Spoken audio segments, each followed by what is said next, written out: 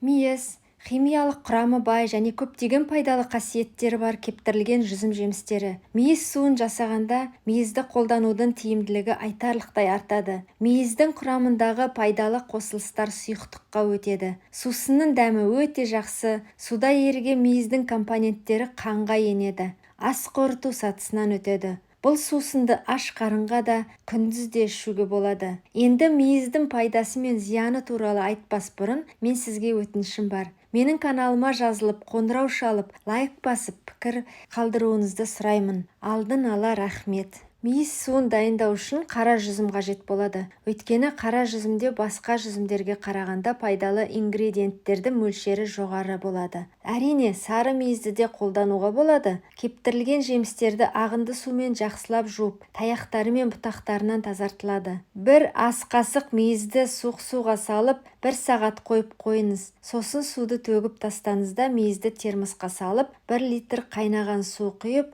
қақпағын жауып қойыңыз. 1 сағаттан кейін қолдануға дайын болады. Дайын болған суды сүзудің қажеті жоқ, мейізді де жеуге болады. Сусынды тамақтанар алдында жарты сағат бұрын аш қарынға ішу керек, бірнеше күн бойы қатарынан. Емдік курс ұзақтығы 1-2 апта. Мейіз қайнатпасы күшті әсер етеді, ағзаның жұмысын жақсартады, иммунитетті арттырады, ағзаны тазартады. Оны аурудың алдын алу немесе емдеу үшін ішуге болады. Мейіз қосылған су витаминдер мен минералдардың бай көзі. Кептірілген жүзімде аурулар, соның ішінде жүрек және бауыр ауруларын тудыратын бос радикалдардан қорғайтын вейфлавоноидтар мен антиоксиданттар бар. Мейіз суы бактерицидтік әсерге ие. Оның құрамындағы В дәрумендері жүйке жүйесіне оң әсер етеді. Құрамында калина және кептірілген жемістердің арқасында стресске қарсы тұруға көмектеседі. Бауыр қызметін жақсартады, ағзаны токсиндерден тазартады, ал мейіз иммундық жүйені нығайтуға көмектеседі. Қанды тазартады. Жүрек қан тамырларына пайдалы, ми жұмысын белсендіреді, гемоглобинді өндіру, тістер мен шаштың екінші жағдайын бақылайды. Ол фитонутриенттермен қаныққан биологиялық белсенді заттар, ерте қартаюдың алдын алады және асқазан ішек жолдары үшін жүрек тамыр жүйесінің жұмысын қалыпқа келтіреді және ас қорытуды белсендендіреді. Диеталық кептірілген жемістер қаныққан талшықтар мен антиоксиданттардан асқазанға пайдалы әсер етеді. Күшті тазарту әсерінің арқасында ішек дұрыс жұмыс істейді. Нәтижесінде таза және сау тері, тіс шегісінің алдын алуға көмектеседі. Бұл кептірілген жүзімнің құрамында 3 түрлі заттар бар. Арендин қышқылы мен гидроксидтер. Олар қызыл еттің ауруы мен тіс шегісіне жауап беретін бактериялармен күреседі. Таңертеңгілік ас ішуді ұнатпайтын адамдар үшін сусын таңғы асқа тамаша тағам болып табылады. Мейіздің құрамына талшықтар кіреді. Бұл мейіз қосылған суды жаттығу алдында тамаша коктейлге айналдырады. Өйткені ол таза энергия береді. Сонымен қатар бұл су көптеген диета жағынан кеңінен қолданылады және көптеген отзывтары бар. Бауырды тазарту үшін және салмақ жоғалту үшін 1 апта бұрын мәзірден алкогольді, майлы тағамдарды, су өнімдерін және ұнды алып тастау керек. Жануар ағуызын тұтынуды азайту ұсынылады. Сонымен қатар диетаға жаңғақтарды қосу керек және кем дегенде 2 литр су ішуді ұмытпаңыз. Бірінші рецепт. Шамалы мейізді алыңыз, мейізді суға шайыңыз, суды төгіп, үстіне қайнаған су құйыңыз. Ыдысты қақпақпен жауып 1 күн қойып қойыңыз.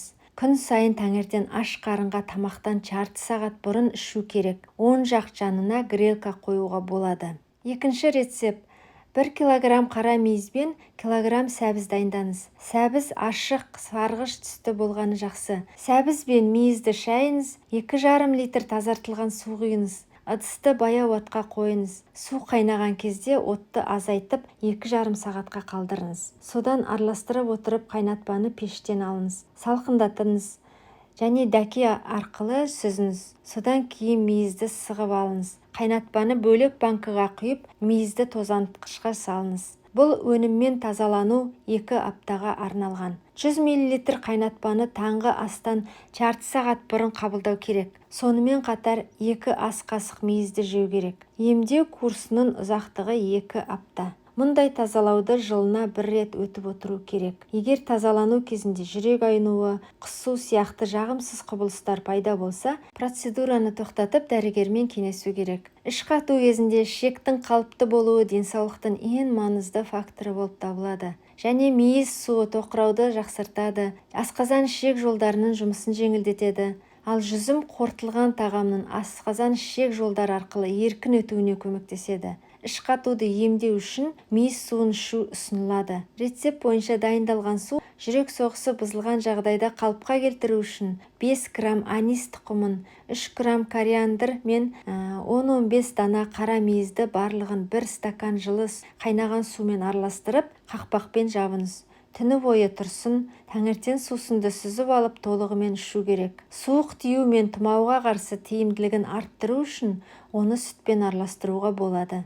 Емдік сусынды дайындау үшін 50 грамм мейіз бен 1 стакан сиыр сүтін, жұмыртқаның сарысын және 1 ас қасық балды қосып блендермен немесе мясорубкадан өткізіңіз. Сүтті 56 градусқа дейін қыздырып, оған жұмыртқаның сарысын қосып, 1 қасық бал қосасыз. Осы емді суық мезгілде қабылдаған өте тиімді. Ағзаны зиянды заттардан тазартады. Респираторлық аурулармен ауырған кезде сусыздандыруды болдырмайды. 100 грамм қара мейізді ағынды сумен жақсылап шайыңыз, ет тартқыштан өткізіңіз. 1 стакан тазартылған су құйып, ыдысты баяу отқа қойыңыз. Қайнатыңыз. 10 минуттан кейін отты сөндіріп, шикізатты сығып алыңыз. Бронхит кезінде күніне бірнеше рет қолдану керек және басқа дәрілермен бірге қолдануға болады. Гипертонияға да көмектеседі. Жүрек айну кезінде жарты стакан қара мейізді шайып, дәндерін алыңыз.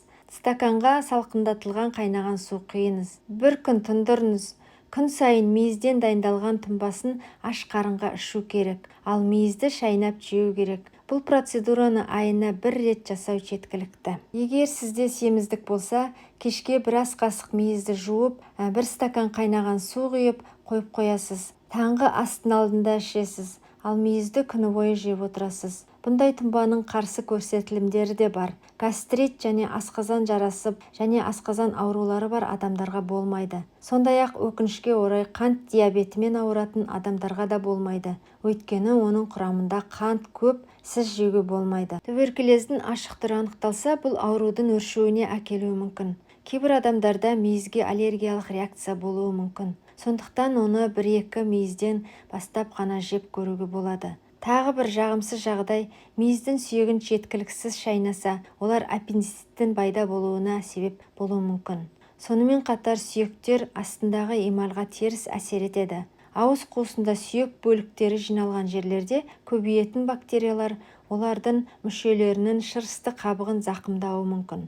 Бұл өз кезегінде гастрит немесе асқазан жарасына әкелуі мүмкін. Егер сіз кішкентай балаларға мейіз суын немесе мейіз берсеңіз, мұны өте сақтықпен жасауыңыз керек. Өйткені балалар кішкентай, жидектерге тұншығып қалуы мүмкін. Мейізді қолданар алдында жақсылап жуу керек. Каналда өз бейнемді аяқтаймын.